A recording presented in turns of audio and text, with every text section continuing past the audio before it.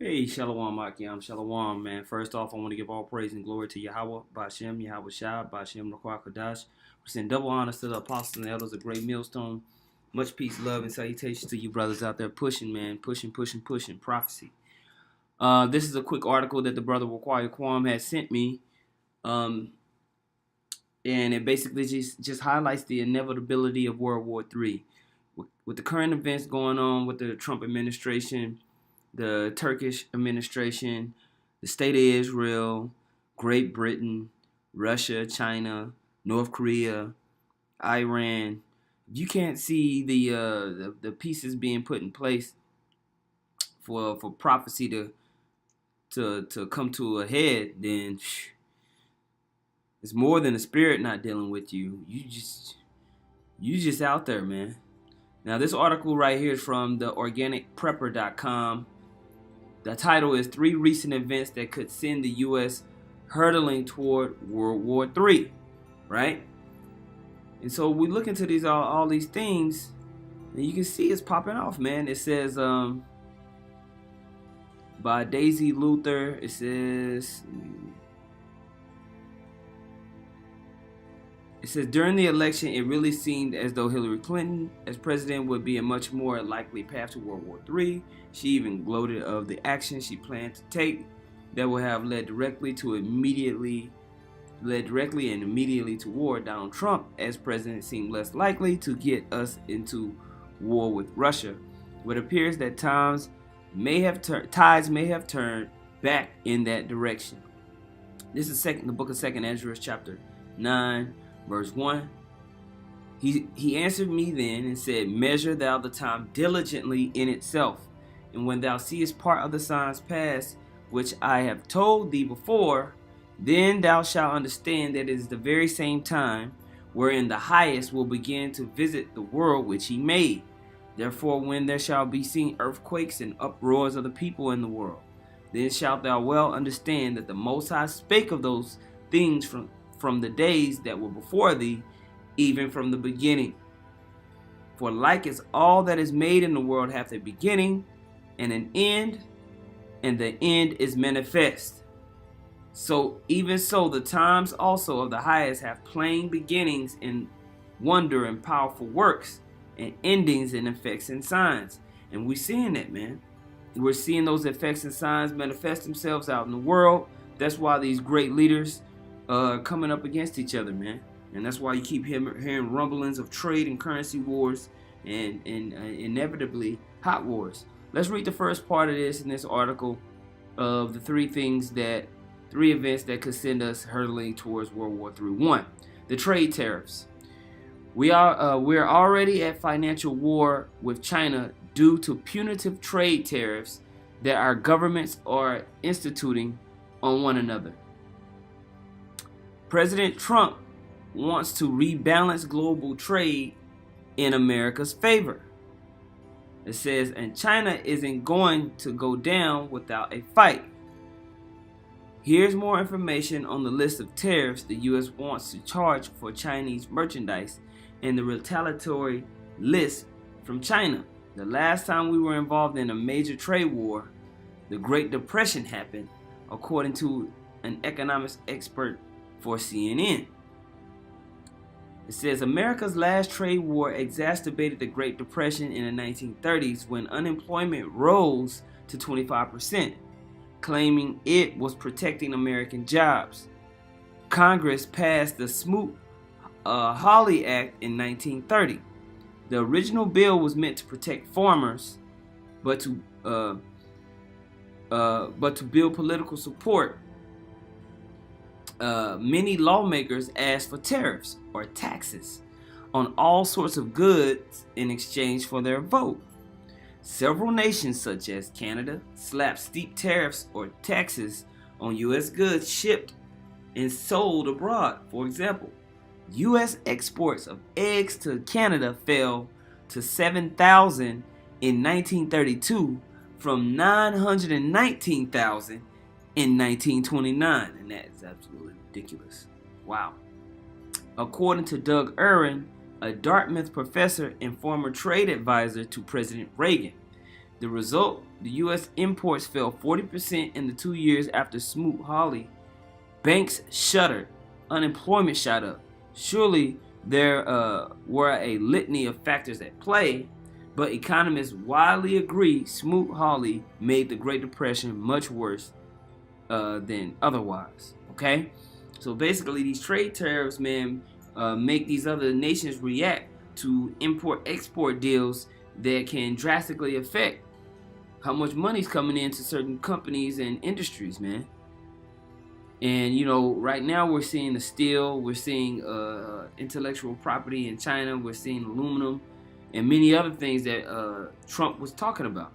Now, on this right here, when you go to, oh, that's heavy. You got the algorithm video. It says currency trade war. This is back in January of 2017. We make this point right here about trade wars or currency wars. Maneuver these countries into a hot war. Look at that, champ. Okay? When you read down, it says, indeed, trade wars have been leading to hot wars for thousands of years. Ain't nothing new under the sun, Akian. For example, the war between Rome and Carthage leading to elephants in the mountains surrounding Rome essentially started as a trade war. Indeed, the top economic forecasters predicting war, the American policy of using the military to contain China's growing economic influence, and the U.S. considering economic rivalry to be a basis for war, the global currency and trade wars are creating a tinderbox. And so you see that same example. That's why you see China establishing something called the New Silk. So we go in on what China's doing, and that links up with, when we fast forward all the way up until now, we seeing how all of these infrastructure and trade routes and currency changes are now becoming manifest. So things are popping up in our face, man. All right. And when you continue on this article, and you know, it's just like we said, between Carthage and Rome, it started with trade wars, all controlling the Mediterranean and everything like that. You got the same thing happening today, except now you got ICBM missiles. It says, and what happened at the end of the Great Depression? World War II happened, and this ended the unemployment and resulted in a spending frenzy that pumped up the economy. There's always an increase in GDP during wartime due to defense spending, and that's what Trump said he wanted to increase, defense spending. He wanted to buffer the military. He's moving around troops. They're getting ready to do something. Let's go. But that is one hell of a bad way to fix the economy, don't you think? All right, number 2, the petro yuan. As of Monday, March 26, the U.S. has lost petrodollar status. I don't know about that. It's a steep statement. It says the petrodollar now has competition in the form of the petro yuan.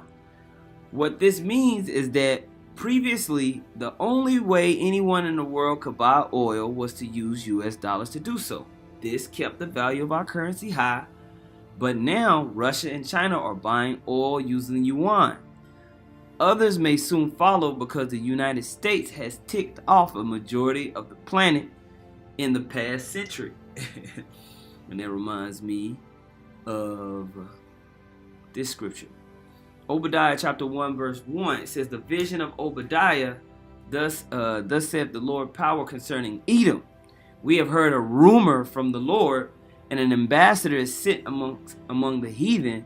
Arise ye, and let us rise up against her in battle. Behold, I have made thee small among the heathen, thou art greatly despised. And and with the expanding, military industrial complex, the expanding stranglehold on international trade and your ability to basically rule your own nation, that has made America and the West greatly despised. Edom, because Edom, which is the so-called white man, controls the major infrastructures that run the world, all these central banking systems, trade system, militaries, embassies and everything like that, man. And they're greatly despised. Okay? Verse 3 says, the pride of thine heart hath deceived thee, though thou dwellest in the clefts of the rock, whose habitation is high, that saith in his heart, who shall bring me down to the ground? Though thou exalt thyself as the eagle, and though thou set thy nest among the stars, thence will I bring thee down, saith the Lord. Okay, so you have this eagle, America, which, you know, the symbol for America is the eagle, same as for Rome. The revived Roman system is what we have, and this place does live in absolute pride, man. You look at these so-called white people; they don't believe that their systems of white supremacy and wicked dominance will ever go down. Well, they're in for a rude awakening, very rude awakening. Okay, going back to the article, it says, what does this mean for Americans? Inflation, major inflation. If our dollar is worth less on the global scale, it means that anything we import is going to cost more. So anything that we buy is going to be more expensive when your dollars don't count for as much. Before they counted for, maybe, let's say your dollar could get you 5 pieces of candy. Now your dollar can only get you 3 pieces of candy, and over time it might only be able to get you 1 or half a piece of candy. That's what happens with inflation, and that's what happens when you got all these people holding dollar reserves to buy oil, and then all of a sudden they don't need all them dollar reserves to buy oil, so they send the reserves back, and so you just got money piling up that nobody wants. Okay, and that's what can happen with this petrol you want.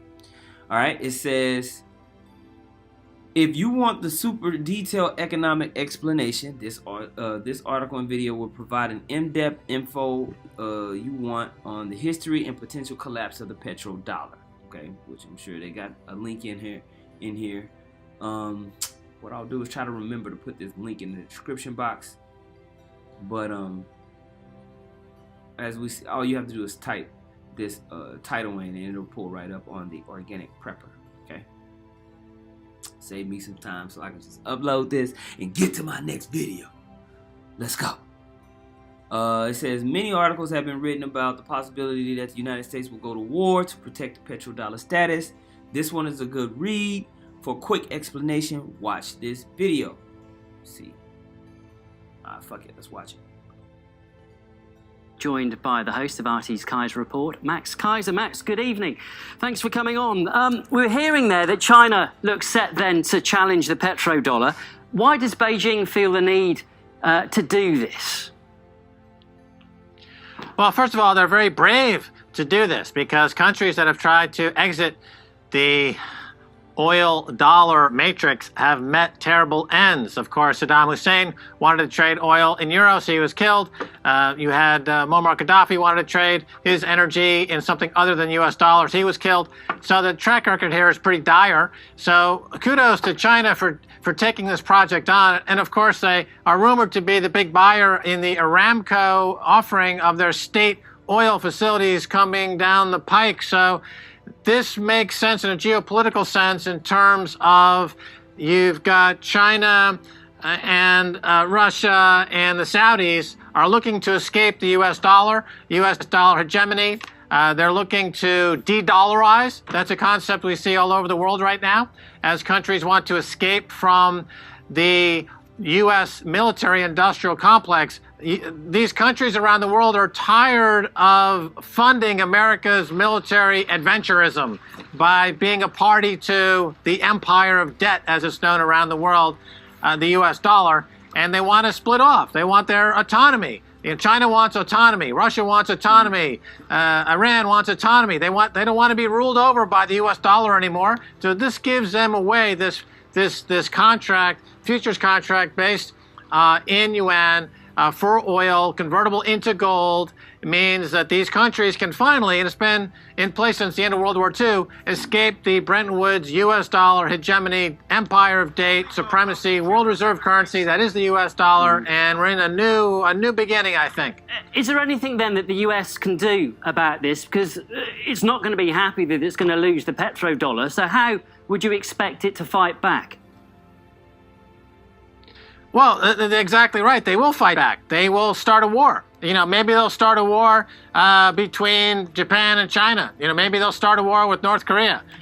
America will do anything to keep the U.S. dollar as world reserve currency. They will invade a country like Afghanistan.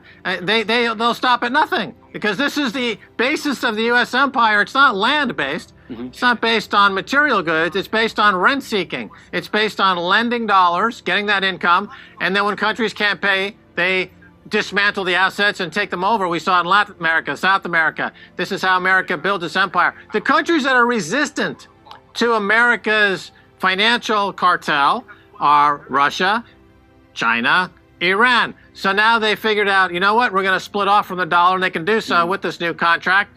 And they're embracing cryptocurrencies. Cryptocurrencies in this context is another way to de-dollarize, get out of the U.S. dollar. The U.S. dollar is being held up narrowly with the Pentagon's various actions around the world and a lot of market machinations from the central banks. But once the cat's out of the bag, look for the dollar to have a very significant crash. And among the countries you said might actually join China in this were Saudi Arabia. You said that just a couple of minutes ago. I mean, that might surprise a lot of people that they would be willing to go ahead with this. Oh, yeah. No, absolutely. So how could they be able to do this and simply switch out of the US dollar? Do you think it's that simple for them? Well, it's not going to be simple, but there's definitely a motivation for the Saudis to, they want to float Aramco, for example, because they need the money, because they're deeply in debt, and they're running out of cash, and they wanted to do an IPO of Aramco on either the London or the American exchange, but they were prevented from doing so from the legal actions of the 9/11 survivors, who rightly point to the Saudis as the cause of 9/11, the architects of 9/11, and they were allowed in America for those lawsuits to go forward. That's a pretty recent development, only in the last year or so, lawsuit. All right, that's good on that. Get your education on, all right? So, as you see these things, it's going to affect world trade, it's going to affect world currencies, and, the West and the U.S. are going to have to do what they have to do in order to compete in the markets. They ain't gonna just let themselves get rolled over. I was listening to the brothers, man, and when you go and you listen to this, when you really dig into it, you see how much these different alliances that the nation of Israel had with the surrounding heathen nations, how it impacted how Assyria was able to come in, how Babylon is able to come in, this and that and that and this, man. Well, you got similar things happening this very day, man. You got similar things happening this very day. Okay? I'm just gonna go ahead and read this last. Boom. Yeah, this will work. This is I'm gonna read this. 2nd Ezra chapter 16, verse 1. Woe unto thee, Babylon and Asia. Woe be unto thee, Egypt and Syria. Gird up yourselves with clothes of sack and hair. Bewail your children, and be sorry, for your desolation is at hand. A sword is set upon you, and who may turn it back? A fire is sent upon you, and who may quench it? Plagues are sent unto you, and what is he that may drive them away? The Most High has already got these things set up to come, man. And all the pieces to the puzzle we seeing are happening faster and faster and faster. And when you skip down to verse 17, it says, woe is me, who will deliver me in those days? The beginning of sorrows and great mournings, the beginning of famine and great death, the beginning of wars. And the power shall stand in fear, and the beginning of evils. What shall I do in these evils? What shall I do when these evils shall come? Behold, famine and plague, tribulation and anguish are sent as scourges for amendment. Okay? But for all these things they shall not turn from their wickedness, nor be always mindful of the scourges. All right, and then it goes, it's talking about, behold, victuals shall be such good cheap upon the earth, meaning commodities, things that you can buy. It's going to be cheap and easy to trade, and that's the status here for America right now, man, with the dollar being so powerful. All right, and even amongst these nations that are linked with America, even when you want to talk about Ishmael, even when you want to talk about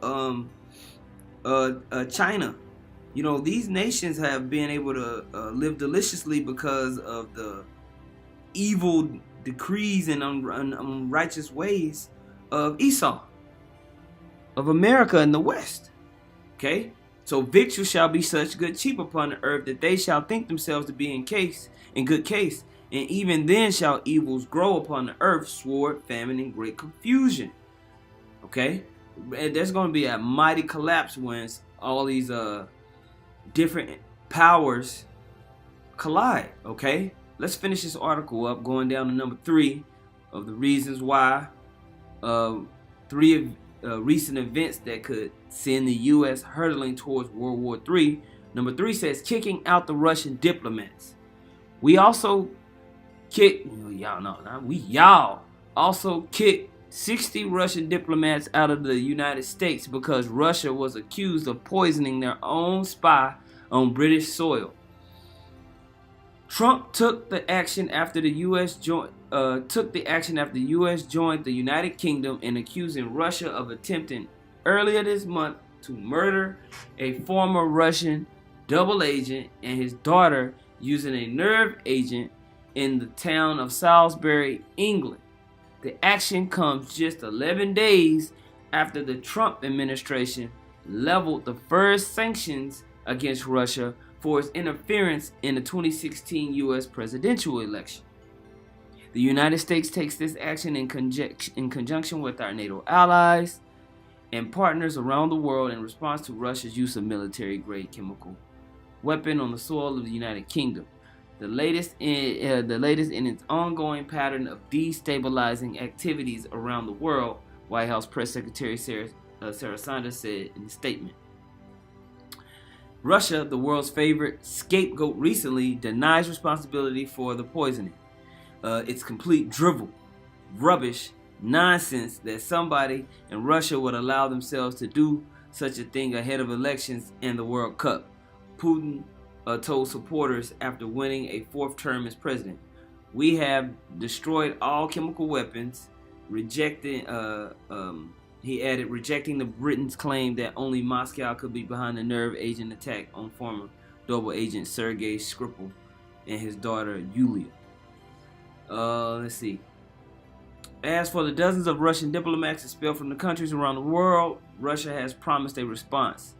RIA Novosti reports an unnamed foreign ministry official protested the decision by EU NATO nations to expel envoys and confirmed that Russia will respond to each country expelling diplomats, warning that the expulsions won't go unanswered.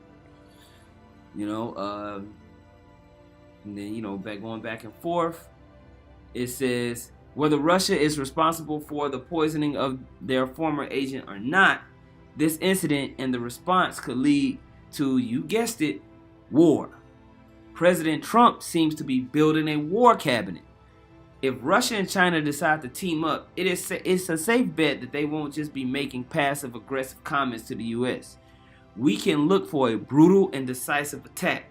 Whether the United States strikes first or gets hit first will be the only thing in question. Whatever the case, it looks like the White House is expecting war.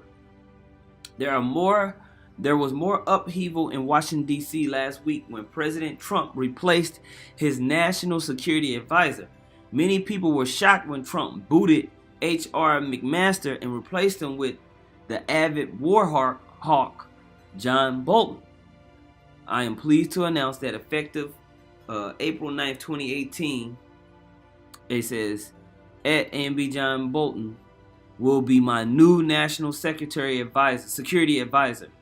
I am very thankful for the service of General H.R. McMaster, who has done an outstanding job and will always remain my friend. There will be an official contact handover on April 19th.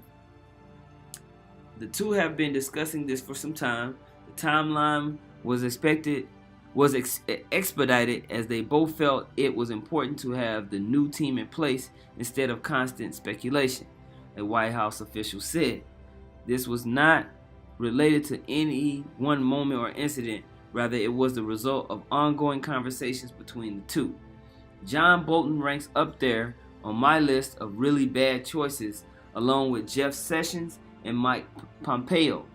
Bolton served as UN ambassador under President George W. Bush. He has openly been a supporter of aggressive military actions for decades. With former head of the CIA Mike Pompeo, these two are bound to lead us into a bloody and brutal war with, well, just about everyone.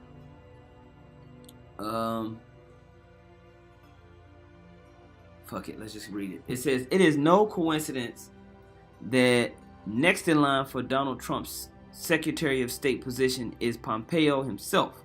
Together, Bolton and Pompeo will be able to advise Trump on anti-North Korean and anti-Iranian platforms, so hawkish there is no telling what's to come, though we have a fairly decent idea. As some of you may know, John Bolton's hawkishness has already led to some of the most despicable foreign policy agendas of our generation. You guys can go check that out. Just to give you an idea of Bolton's thought processes, check out his 2015 op-ed from the New York Times titled "To Stop Iran's Bomb Iran," which was followed by a recent op-ed for the Wall Street Journal called "The Legal Case for Striking North Korea First." Learn more about the world according to John Bolton in this article, littered with horrifying quotes right from the horse's mouth. So, while it seemed as though we were moving forward when Kim Jong-un agreed to talks with President Trump about giving up his nukes, we've just moved 10 steps back with this new war cabinet. And that's exactly what Pat Buchanan, advisor to 3 presidents and syndicated columnist, has called it. He said, this is what Buchanan said, President Donald Trump seems to be creating a war cabinet. Trump himself has pledged to walk away from the Iran nuclear deal, the worst deal ever, and reimpose sanctions in May. His new national security advisor, John Bolton, who wrote the op-ed titled "To Stop Iran's Bomb Iran," has called for preemptive strikes and regime change. Secretary of State designate Mike Pompeo calls Iran a thuggish police state and a despotic theocracy in the vanguard of a pernicious empire that is expanding its power and influence across the Middle East.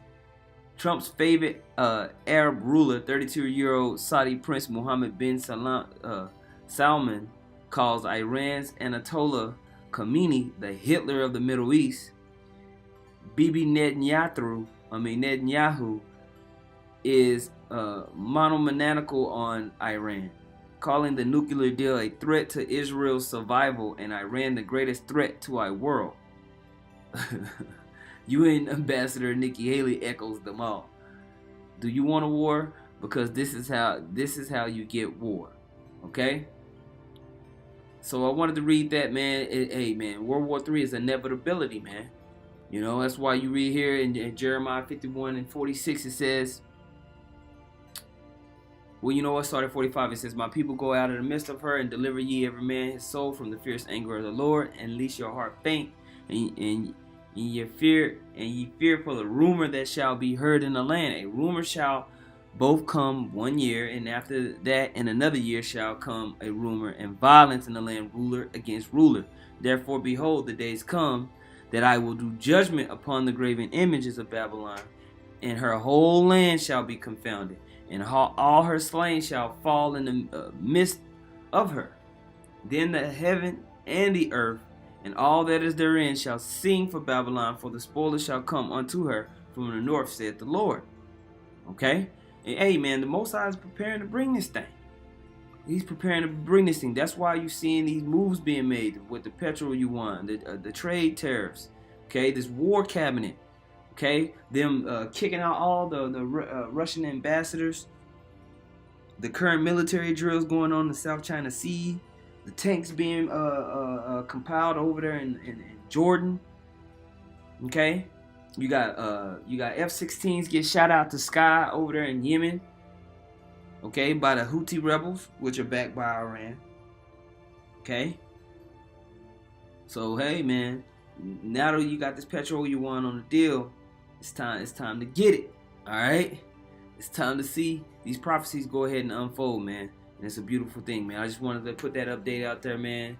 Call halal Yah Bashim Yahushua, Bashim Rakakadash. Double honors to the apostles and the elders, a great millstone. Much peace, love, and salutations to you, Aki. I'm out there pushing the word, sincerity, and truth. Hey, prophecy. Shalom.